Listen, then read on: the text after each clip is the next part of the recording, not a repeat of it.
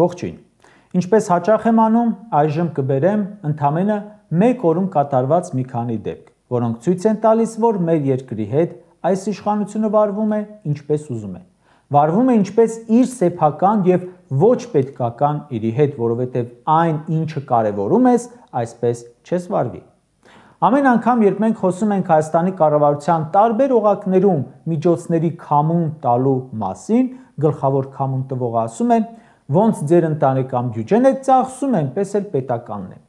Երեք պետական բյուջեի նախագիծներ քննարկում, Նիկոլն ասում է, դե պետական բյուջեն պետք է ընկալել որպես հասարակության ընդհանուր ընտանեկան բյուջե։ Ասում է, ինչպես որ տանն ենք գնում հոտած միս, փչացած ձմերուկ, որտնած սալոր ու ժամկետանց թթվածեր, այնպես էլ պետականն է։ Ոնց որ ամեն նոր տարուց հետո միլիարդավոր դրամների ապրանք ենք լցնում աղբանոցը, նույն կերպ էլ պետական գումարն է քամուն տրվում։ ՔՊՄ պետական բյուջեին չի վերաբերում իր ընտանեկան բյուջեի պես, խիստ կասկածում են, որ Նիկոլը ինքը իր ընտանեկան գումարները այդպես քամուն տար, ոնց որ պետական բյուջեն է անում։ Իհարկե Փաշինյանի արդարացումը եւ համեմատությունը շարքային քաղաքացիների հետ տեղին չէ։ Նախ նրանք, ում վստահվել է պետություն, չեն կարող շարժվել շատ հասարակ տնտեսվարողի տրամաբանությամբ։ Էս նեղ մաջալին, այս գործազրկության, աղքատության, պետական պարտքի մեծացման ֆոնին, երբ $820,000 տալիս են ֆեստիվալ փառատոնին ու բյուջեի ծախսը համեմատում ընտանեկան ծախսերի հետ, հասկանալու կարիք կա, թե այդ որ ընտանիքն է պարտքերի մեջ խրված, հացի փող չունենալով նման ծախսեր անում։ Կարող են իհարկե լինել նման ընտանիքներ, բայց հաստատ նրանք վատ օրինակ են բոլորին, ոչ թե լավ օրինակ։ Իսկ իշխանությունը ինչու է ուզում նմանվել հենց վատ օրինակներին։ Մեր հանրապետությունում 3 հարկանի տները շատ են, բայց որքան հատ 3 հարկանի տուն կա, որ ունի վերելակ ընդհանրապես։ Իսկ քանի հատ 3 հարկանի տուն կա, որ ունի 3 հատ վերելակ է։ Իսկ քանի տուն կա, որ $69,000 վերելակ է դնում։ Մեր ժողովրդի իշխանությունը, այսպես կոչված, 3 հարկանի ազգային ժողովում տեղադրում է 3-րդ թե 4-րդ վերելակը $69,000 ու ասում է, մենք ծախսում ենք այնպես, ինչպես սովորական քաղաքացին է։ Ակադեմիական քաղաքի դեռ միայն անունը գիտենք ու գիտենք որտեղ է լինելու, եթե լինի։ Այնտեղ ոչ մի գործընթաց չկա, բայց արդեն 10 հատ ֆորում են արել բազմամիլիոնանոց ծախսերով, վերջինը մի 2 օր առաջ անցկացրեցին $420,000-ով։ Երբ կառավարության ղեկավարը այս անիմաստ ծախսերը բերում համեմատում է ժողովրդի ընտանեկան ծախսերի հետ, անտեղի համեմատություն է կրկնում եմ, ել չեմ ասում, որ ժողովուրդը այդքան գումար չունի, որ այսպես անիմաստ ծախսեր անի։ Սրանք մեր գումարները տնօրինում են ինչպես մտքներով անցնում է, որովհետև պատասխան չեն տալիս, հաշվետու չեն, իրենց հաշվետվությունը ընդունողները էլի իրենք են։ Կարդում ես ներքին գործերի նախարարությունը պետական բյուջեի հաշվին գնել է միջադիրներ, կոնյակ, ջրեր։ Սրանց ուտելու հարցերը, հիգիենայի հարցերը լուծվում են ժողովրդի հաշվին։ Կերը ժողովրդի վրա է, եւ դա համարում են իրենց սեփականը։ Այդ մարդը ձեզ խոստացել էր, որ պետական բյուջեի ամեն մի լուման ծախսելու են խիստ աչալուրջ։ Հիմա այսքան բան են արել մի քանի օրվա մեջ։ Որ մեկն էր աչալուրջ, որ մեկն էր սրտացավ։ Լավ, սրանք ժողովուրդը համարում են ընտանիք, բյուջեն համարում են ընտանեկան բյուջե։ Եվ ուրեմն հարց, ձեր ընտանիքում ամեն ինչ այդքան անհավասար եք բաժանում։ Նախարարին տալիս են 1.5 միլիոն դրամ, թոշակառուին տալիս են 40,000 դրամից պակաս։ Նորմալ ընտանիքում ընդհակառակը տարեցները ավելի մեծ հոգատարության են արժանանում։ Իսկ դուք որոշել եք ընտանեկան բյուջեն ծախսել միայն մեկ անդամի անձնական բարեկեցության վրա, ապրում եք ընտանիքից առանձին։ Օրվա մյուս լուրն եմ կարդում։ Նիկոլ Փաշինյանի կնոջ Աննա Հակոբյանի Վարշավիրի ամուսինը նշանակվել է Երևան կենտրոն քրեակատարողական հիմնարկի պետ։ Այդ քրեակատարողականում են գտնվում Բագրատ Սրբազանը, Միքայել Սրբազանը, բարերար գործարար Սամվել Կարապետյանը։ Անկախ այդ մարդու մասնագիտական որակից, Աննա Հակոբյանի հանգամանք արդեն խանգարում է, որ այդ նշանակմանը նայես դրական վերաբերվես։ Փաշինյանի կնոջը երևի բարեկամ ու ծանոթ չմնաց, որ պաշտոնի չգնա։ Իմ կարծիքով Հայաստանում չկա պաշտոն, որտեղ Աննա Հակոբյանը չկարողանա նշանակում անել, ձեռքը չհասնի։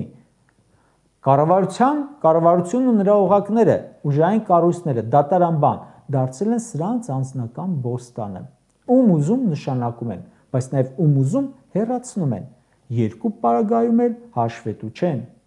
Տեսանք, որ վերջերս ազգային ժողովում կարևոր առողջապահության հանձնաժողովի ղեկավարի պաշտոնում նշանակեցին բարձրագույն կրթություն չունեցող մի ԿՊԱ-կանի։ Նրա ելույթները լսելով հասկանալի է դառնում, թե ինչու չունի դիպլոմ։ Բայց ԿՊ-ն որոշել է, որ պետք է նրան տալ բարձր պաշտոն, պադավատ, բարձր աշխատավարձ, բայց նույն ԿՊ-ն երեկ էլ որոշել է, որ պետք է հեռացնի ԵՊՀ-ից դասախոս գիտությունների թեկնածու Սահակ Մանուկյանին, որովհետև ԿՊԱ-կան մի կին падգամավոր չի ուզում, որ նա դասավանդի մայր բուհում, որովհետև ընդդիմադիր է։ Հետո ինչ որ ունի մեծ ստաժ։ Էս է ժողովուրդ ջան։ Ընդդիմադիր ես, աշխատանքից ազատում են, կալանավորում են, սպանում են։ ԵՊՀ-ից, Բրյուսովից, Կառավարման ակադեմիայից քանի դասախոսի անընդամ ընդդիմադիր հայացքներ ունեցող, որ հեռացվել են։ Բայց նրանք պետք է այնքան շնորհակալ լինեն, որ գոնե բերդում չեն կան, սպանված չեն։ Երկու փաստաբան Կոչուբաևն ու Մխիթարյանը օրերս հայտնվեցին ճաղերի հետևում։ Այսինքն մի կողմից ԿՊ-ն պաշտոնի է նշանակում ում ուզում է, թեկուզ կրթության բացակայությամբ։ Մյուս դեպքում ԿՊ-ն պաշտոնից ազատում է ում ուզում է, թեկուզ գիտնական։ Անկախ նրանից ում քվոտայով, ում ասելով, ում բարեխոսմամբ են նշանակվում գործի, առաջին հերթին պետք է հիշեն, որ մենք շատ արագ փոխվող իրավիճակում ենք։ Ամեն վայրկյան կարող է էլի փոխվել իրավիճակը եւ հետեւաբար նրանք, որ ինքնամոռաց կատարում են հրահանգներ, որ ցույց տան թե ինչքան լավ տեխնացու են այդ պաշտոնի համար, նրանք մի քանի ամիս հետո ստիպված են լինելու բացատրել, ցուցումով են արել, թե իրենց որոշմամբ ու դրա համար կրելու են պատասխանատվություն, որովհետեւ երկու դեպքում էլ արել են շատ վատ բան։ Ժողովուրդ ջան,